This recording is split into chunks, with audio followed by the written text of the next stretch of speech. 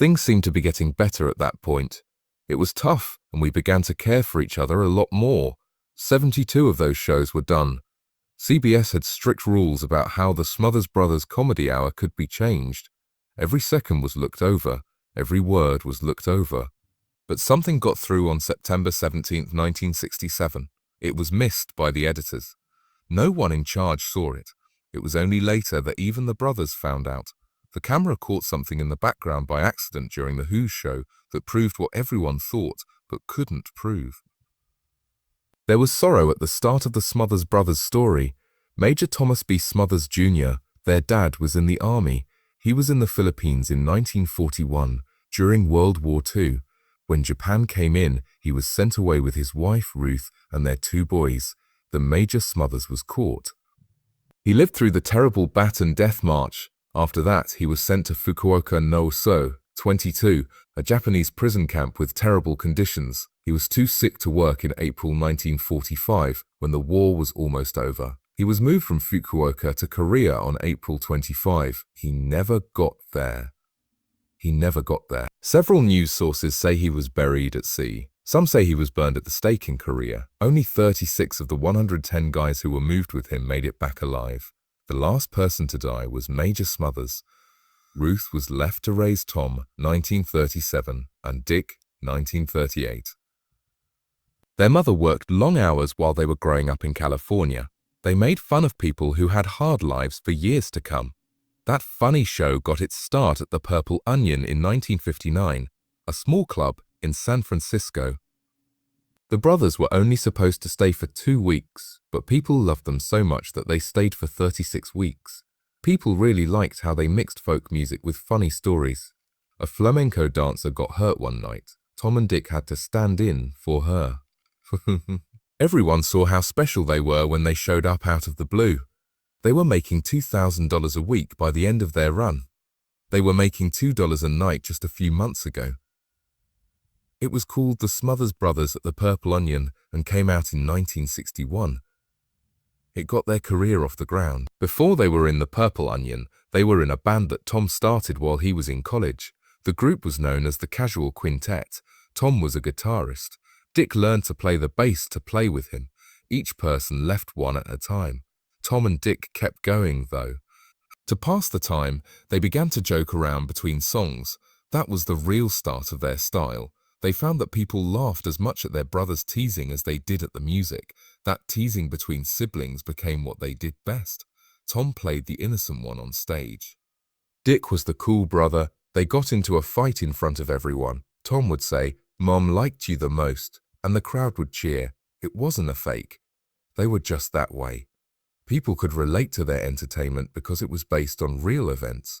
They had a chance to get even bigger by the middle of the 1960s. Bonanza on NBC was way better than CBS on Sunday nights. Bonanza was watching by a quarter of all TV watchers in the US. Mary Mason and The Gary Moore Show, 2 other CBS hits, had already been beaten.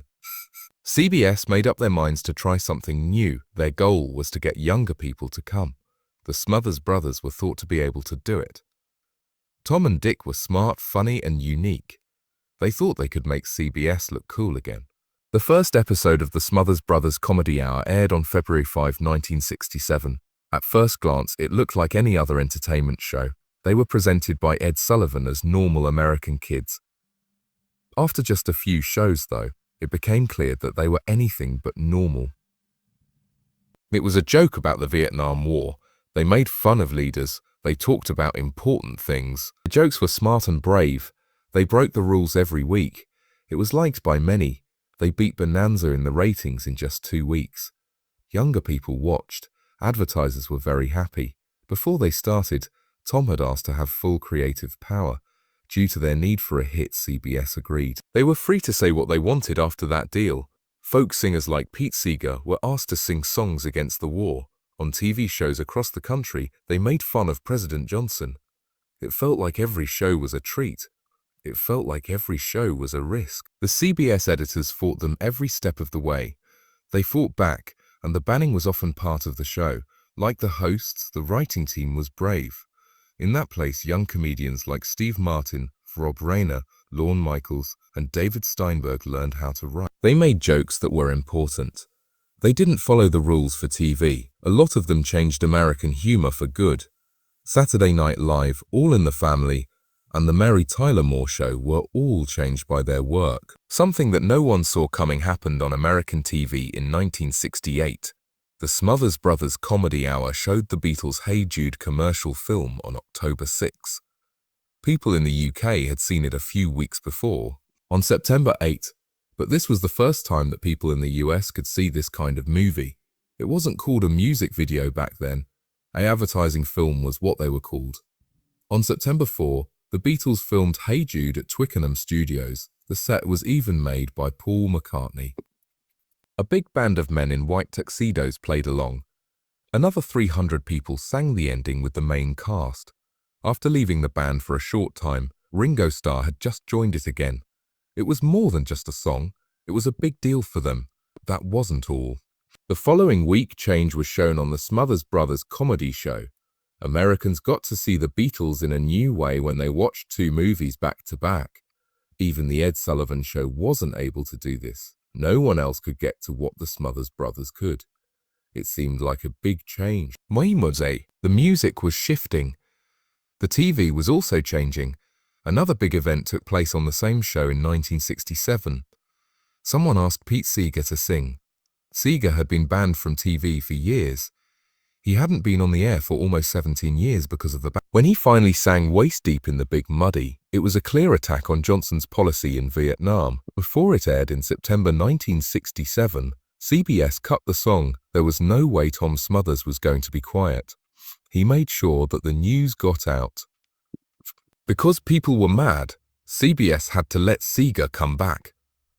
A lot of people finally got to see him sing uncensored on February 25, 1968. That was the first time an artist on a ban had been so direct about calling out the president. It was a powerful moment that showed how protest music could bring people together. The Smothers Brothers Comedy Hour also let bands perform that no one else would. Between 1967 and 1969, bands like the Joyeux, The Doors, Jefferson Airplane, Buffalo Springfield, and Steppenwolf all played. These weren't good picks for big-time TV. At the end of one show, The Who smashed their instruments and set off fireworks in Keith Moon's drum kit. The noise hurt Pete Townshend's ears and threw things into the air. Touch Me was played by The Doors with a full choir. Franklin Airplane sang a song called Crown of Creation, which is about being afraid of nuclear war. People in America heard Steppenwolf's Born to be Wild and Buffalo Springfield's For What It's Worth. As long as the Smothers Brothers were scared, it didn't matter to them. Their goal was to give these rebellious views a place to be heard. Some of the biggest names in rock music liked that spirit. During his show at the Los Angeles Forum on April 26, 1969, Jimi Hendrix stopped before a song to honor the Smothers Brothers. He said they were heroes for letting protest and art live together on TV. That was the best time of Hendrix's life. CBS just got rid of the show because it was too controversial. It was still clear to Hendrix. He told everyone there that the Smothers Boys were important. There had never been a better mix of music and comedy. Plus, they did it with a smile. Share a Little Tea with Goldie, a regular sketch, was a great example. Lee French played Goldie O'Keefe, a hippie who was lost in thought and gave funny advice that had more than one meaning. Tea was a code word for pot. She used to go by the slang name Goldie Keefe, which means cannabis. So, censors made them change it, but most people who watched at home knew what was going on. When Goldie talked about roaches, no one thought she meant bugs. Younger viewers liked the joke because it made them think the show was making fun of them. Goldie became a cult hero, even though the network watched. Keith Moon never hid anything. It was September 17, 1967, and The Who was on the Smothers Brothers Comedy Hour. He chose to go even further than usual. The band was there to play My Generation, and Moon had a surprise planned. He had hidden bombs inside his kick drum. No one had agreed to that much. Not even the other people in his band knew what was going to happen. Moon wanted the perfect ending, loud, crazy, and something people would never forget. The bombs went off with a huge bang when the last part of the song played. Things flew across the stage like smoke and smoke. Moon was pushed backward when a piece of a sign hit him. A lot of air got into Pete Townshend's hair, making it look bad. Townsend would have trouble hearing for the rest of his life because of how strong the force was. The noise was so loud that it shocked everyone into quiet. Then they screamed and cheered. Moon had caused chaos in a show, just as she had planned. The price was high, though. He would lose almost 90% of his hearing in one ear. After that, there was painful noise that didn't really stop. Even after many years, Townsend still talked about the ongoing pain and how the damage made it harder for him to play the guitar. It was a memorable moment for everyone, and it changed how they did their work from then on. The guitar then came out. Townsend grabbed Tom's Smothers acoustic guitar and smashed it on stage while there was a lot of smoke and chaos. She didn't say anything because she was too shocked to. It was a loud, radical moment that showed who the real people were and put an end to the chaos. No one had ever been brave enough to touch those lines before.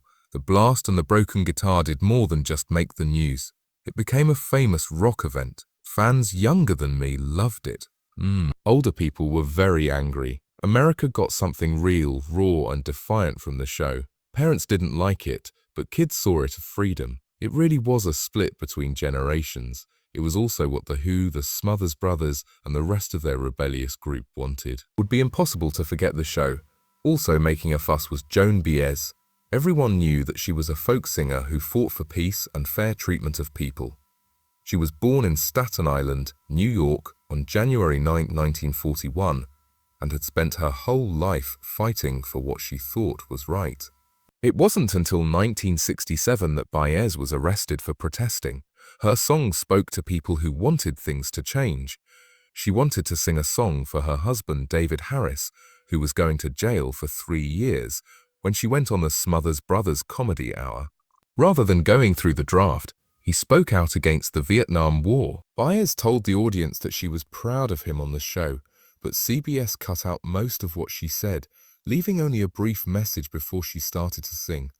Baez's edited dedication was just one sign that CBS was under a lot of stress. The network didn't want to make the government or donors mad. The show was so bad that even President Lyndon B. Johnson didn't like it. Jones had been up until 3 a.m. to call CBS and demand that they take charge of the Smothers Brothers. Nixon then tried even harder to get them off the air. Back in 1968, Harry Belafonte was booked for the show. A strong show was put together by them. She sang by Belafonte, "Thank you very much for the fare," while video showed cops beating people who were protesting the war at the Democratic National Convention in Chicago. It was brave, it was true. But CBS took down the whole show before it ran. It didn't end there, though. That night, CBS sold the 5 minutes they had cut to the Republican Party so they could use them for ads. What was meant to be a sincere protest against political violence turned into a buy of ads for the leaders that were being criticized. The network was clearly on one side. The Smothers Boys were under a lot of stress by the end of 1968. CBS said that all scripts, jokes, song lyrics, and even whole videotapes had to be sent in for review a long time before they were shown. It wasn't a quick check. Every word would be scrutinized by censors. They were looking for anything political, something about faith, the Vietnam War, or even just silly jokes. Their high standards meant that every little thing had to meet them. Guest stars with easier senses of humor were also often censored, and some were even cut out totally. 10 days before each show, the due date was set. In that moment, that was a strict order meant to stop the brothers from pushing the lines too far. They felt like they were stuck. Editing, resubmitting and waiting for the results over and over again. Even hours before the show aired, CBS often asked for changes right at the last minute. They joked that it felt like getting killed over and over again, and they weren't wrong. Tom and Dick chose to fight back one day. In the sketch they made, Tom played a censor who tore up scripts with big scissors and stopped actors in the middle of their sentences. It was clear what the joke was. Their show was being turned off. It was brave of the ending. There was nothing left on the screen but quiet. CBS didn't get the joke, though. The network wouldn't show the sketch. CBS thought the skit was too bad for their image, according to internal notes. Elaine May was in a sketch like this one that was also pulled. In her last line, she said, "If we can't say anything important, We're just fooling you with empty jokes. Cut deep. Tom was very angry. It was now so strict that even making fun of strict rules was against the law. At the same time, the brothers didn't give. They chose to play a game with CBS instead of meeting their goals. They would get tapes to you as late as possible. Before going on air, they sometimes sent a safe version for review and then made changes right before it aired. And CBS went crazy over it. The network said they were breaking the terms of their deal. It was April 1969 when CBS finally had enough. They said the Smothers brothers didn't turn in a tape on time, even though there was proof that CBS was partly to blame for the delay. All of this was just an excuse to stop the show, which was still one of the 10 most watched shows in the US. No, the fight wasn't really about the due dates. It had to do with power. After the fact, Tom Smothers said it was all part of a plan to drown them. The press got wind of the fight. A harsh editorial in the New York Times said that CBS was holding the Smothers brothers hostage to their own imagination. More people supported it. CBS got a lot of letters and protests. People in politics and among musicians spoke out. All of a sudden, it wasn't just one show. It had to do with free speech on national TV. The opinion made people at CBS nervous.